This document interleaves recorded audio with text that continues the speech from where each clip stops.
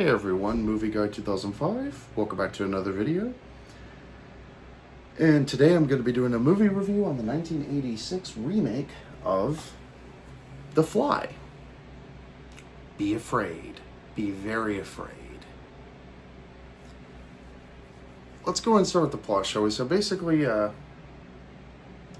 plot concerns a man named Seth Brundle, who he's a very overly ambitious scientist who creates this experiment with these telepods, and these telepods can teleport objects or merge objects from one telepod to the next, which, if you ask me, that would have been a really revolutionary invention even for the time. But yeah, and a housefly accidentally gets into one of the telepods. It accidentally merges with Seth Brundle, and he comes out of one of the telepods seemingly looking normal. But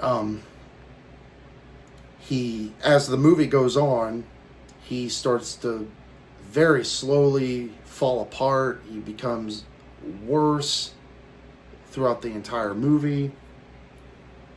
And his girlfriend, Veronica, who's a journalist, she realizes that Seth is falling apart. And she wants to help out Seth, but there's basically nothing she can do. And basically, the fly creature's basically taken over Seth Brundle, and he becomes the fly creature. And basically, that's kind of the plot of the film. I don't really want to give the ending away for those that haven't seen the film, because it could be possible spoilers or something like that, I should say. But yeah, this is an excellent remake in every way. I would say this is my favorite David Cronenberg film. If you were to ask me what my favorite Cronenberg movie was, it would probably be this one. Now, granted, I haven't seen much of his movies other than this one, but just from what I've seen alone, this is probably my favorite. And I'm pretty sure his other ones are really good too, like Scanners, Videodrome, Dead Zone, many others. You have Jeff Goldblum, who plays Seth Brundle, Gina Davis, who plays Veronica, the journalist, and you have John Getz, who plays Stathis, who I think is Veronica's ex-boyfriend. I think she mentions it in the movie as well, but yeah. Great acting, great performances from especially Jeff Goldblum and Gina Davis. Great chemistry between them too, because I didn't know this, but Jeff Goldblum and Gina Davis were actually a married couple for a while after this film. I mean, they were already dating, but yeah, they were actually a married couple at one point, and I forgot about that when I first saw the film. So I'm like, oh yeah. And another thing I forgot about was Brooks Films produced this. Well, Mel Brooks produced this movie under his company, Brooks Films, I should say. Which I'm like, wait a minute. The same Mel Brooks is the director of Spaceballs? That's crazy. I mean, he's not really credited as the producer, but yes, he did produce this movie under his company, Brooks Films. And funny enough, speaking of Mel Brooks, he was the one who coined this tagline, "Be afraid, be very afraid." And even Gina Davis says it in the movie. So I'm like, oh, that's interesting. I didn't know the same guy, Mel Brooks, who directed Spaceballs, Blazing Saddles, History of the World Part 1, Young Frankenstein, The 12 Chairs, many others, producers. I'm like, whenever I think of Mel Brooks, I usually think of comedy.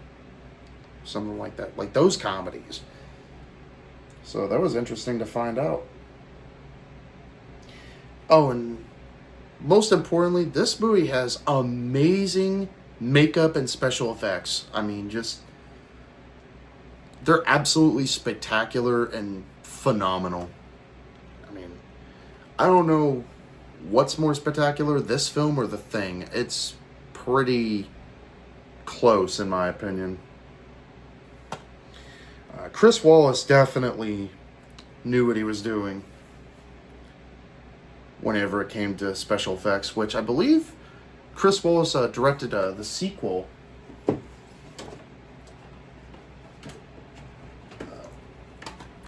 The Fly 2.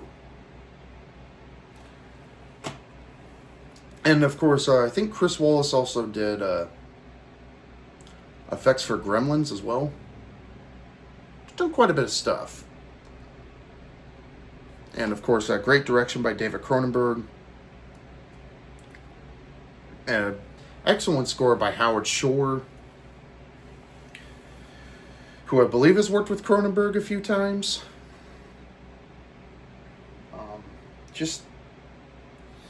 This is definitely one of the prime examples of just because it's a remake doesn't mean it's automatically bad.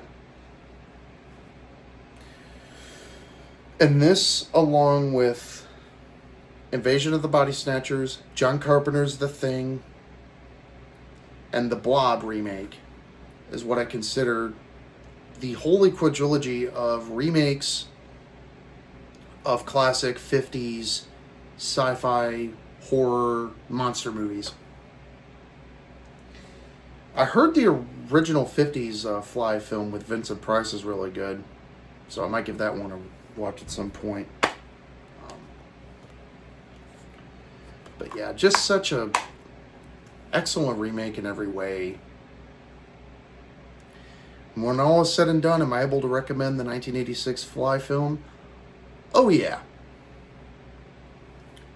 I would wholeheartedly recommend it, but I probably recommend not eating before watching this because it is a little bit sick and disgusting.